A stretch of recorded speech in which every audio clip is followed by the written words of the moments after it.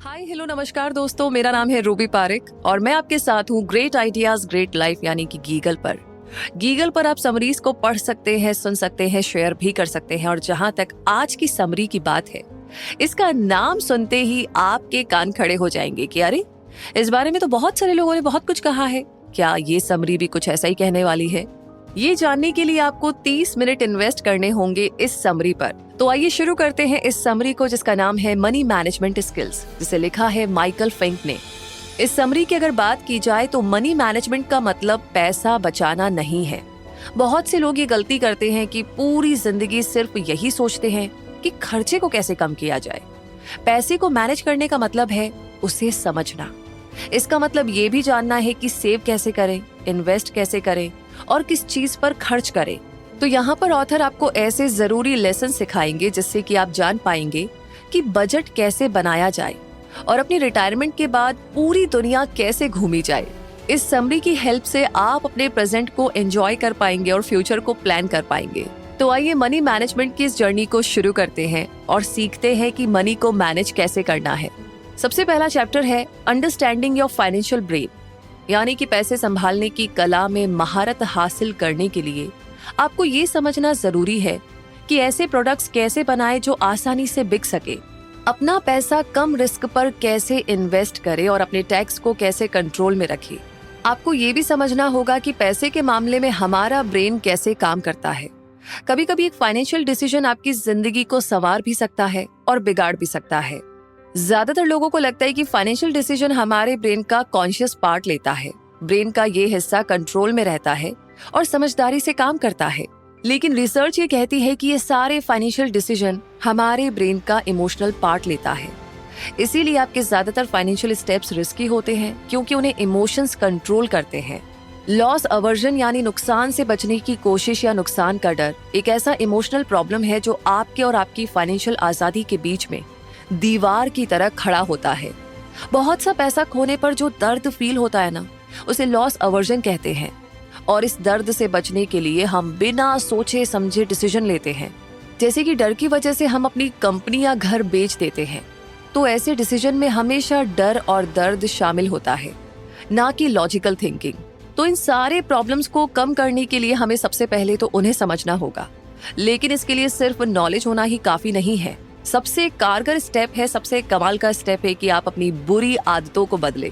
अरे मतलब money manage करने के लिए भी हमें आदतें बदलनी होगी। बिल्कुल। जैसे कि रिसर्च से ये साबित हुआ है कि जब एक सीईओ को बिजनेस मिलता है तो वो उसे अपने चेकिंग अकाउंट में डाल देता है। ऐसा करने से सीईओ इस पैसे को एक नए इन्वेस्टमेंट या एक महंगी चीज खरीदने में खर्च कर देगा। सीईओ पैसा खर्च करने से अपने आप को नहीं रोक पाएगा। इसलिए समझदारी वाला फैसला यही होगा कि उसे अपना बोनस सेविंग अकाउंट में डाल देना चाहिए। जब सीईओ को अपने सेविंग अकाउंट से खर्चा करना होगा तो उसके पैसों को उसके चेकिंग अकाउंट में ट्रांसफर होने में कुछ दिन लगेंगे। तो यही कुछ दिन उसके काम आएंगे। इन दिनों में सीईओ अपने फैसलों पर दोबारा सोच सकता है, जैसे कि एक नई चमचमाती कार का मजा भी कुछ दिनों का ही होता है। इसलिए सीईओ के लिए वो कम अट्रैक्टिव हो जाएगा। कभी कभी लोग ना ऐसी इन्वेस्टमेंट पे पैसा लगाते हैं जिसका फेल होना लगभग तय ही होता है। अगर ऐसे बड़े फैसले लेने से पहले कुछ दिन आप इसके बारे में सोचते हैं तो आप अपने हर छोटे स्टेप को जान पाएंगे। ऐसा करने से आप खुद को बड़ी गलतियां करने से रोक सकते हैं। अब जब हम ये जान ही गए हैं कि हमारे फाइनेंशियल फैसलों के पीछे हमारा इमोशनल कारण शामिल होता है, तो अब हम इसे बदल सकते हैं। जब भी आप किसी फाइनेंशियल प्रॉब्लम में फंस जाए तो कुछ देर आप इसके बारे में ध्यान से सोचिए कि आखिर क्या करना चाहिए। अगर आप अपनी फाइनेंशियल प्रॉब्लम के कारण डरे हुए हैं तो अपने डर को कम करने के लिए बिना सोचे समझे डिसीजन ना ले। याद रखिए कि कुछ भी करने से पहले सोचिए। तो ये था फर्स्ट चैप्टर।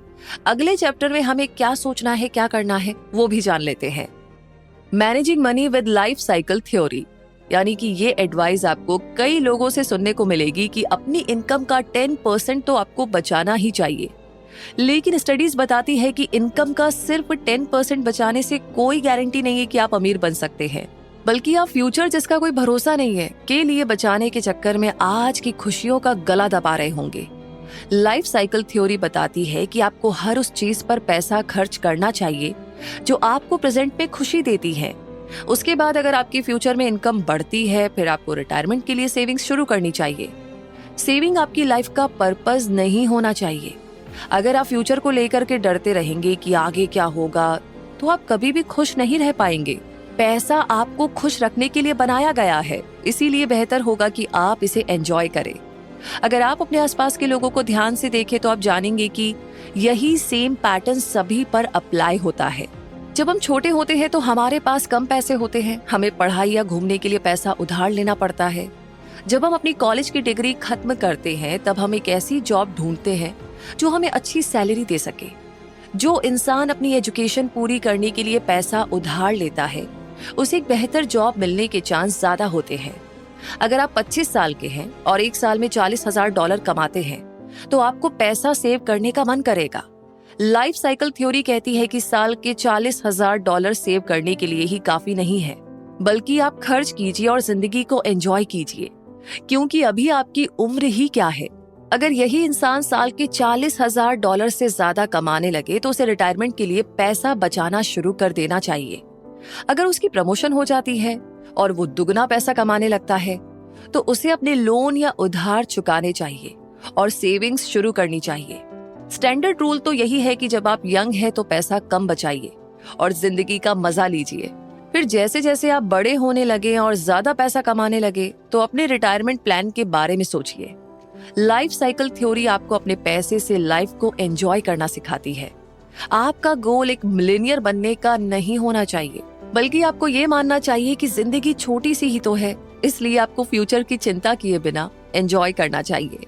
चलिए, इस चैप्टर में तो हमें थोड़ा सा रिलैक्स कर दिया गया है, ज्यादा प्रेशर नहीं है। लेकिन अगला चैप्टर क्या कहता है वो भी जानते हैं। Basic investment, keep it simple. मतलब ये है कि इन्वेस्टमेंट के बारे में सोच करके लोग घबरा जाते हैं। कुछ लोगों के पास बहुत सारा पैसा होता है, लेकिन क्योंकि फ्यूचर को बिल्कुल एक्यूरेटली प्रिडिक्ट नहीं किया जा सकता तो वो किसी भी इन्वेस्टमेंट में पैसा लगाने से डरते हैं। इन्वेस्टमेंट अलग अलग तरह के होते हैं। पहला, आप लिक्विड एसेट में पैसा इन्वेस्ट कर सकते हैं। लिक्विड एसेट रिस्की नहीं होते हैं क्योंकि ये वो एसेट है जिन्हें जब भी आपको पैसों की जरूरत हो आप बेच सकते हैं। जैसे कि मेडिकल इमरजेंसी में आप इस एसेट को बेचकर अपने पैसों की जरूरत को पूरा कर सकते हैं। लिक्विड एसेट सेफ होते हैं, लेकिन टाइम के साथ इनकी वैल्यू बढ़ती नहीं है। साथ ही लिक्विड एसेट अट्रैक्टिव भी होते हैं क्योंकि आप इसे जल्दी से पैसों में बदल सकते हैं और कभी भी आपको पैसों की जरूरत आन पड़े तो आप इन्हें तुरंत बेच सकते हैं। इनके मुकाबले अगर आप बॉन्ड्स या स्टॉक्स में इन्वेस्ट करते हैं तो हो सकता है कि आप बहुत बड़ा प्रॉफिट कमाएं, लेकिन उनके साथ रिस्क भी उतना ही ज्यादा जुड़ा होता है। जैसे कि सोचिए आपके पास $1,000 है और आपने ये पैसे गवर्नमेंट बॉन्ड में लगा दिए। सिचुएशन को स्टडी करने से आपको लगता है कि अगले 30 साल में ये $5,000 बन जाएंगे। अब मानिए कि अभी आप 40 साल के हैं। जब आपको थोड़ा प्रॉफिट आना शुरू होगा आप लगभग 70 साल के हो जाएंगे। आपका पैसा अपनी शुरुआती रेट से 5 गुना बढ़ जाएगा।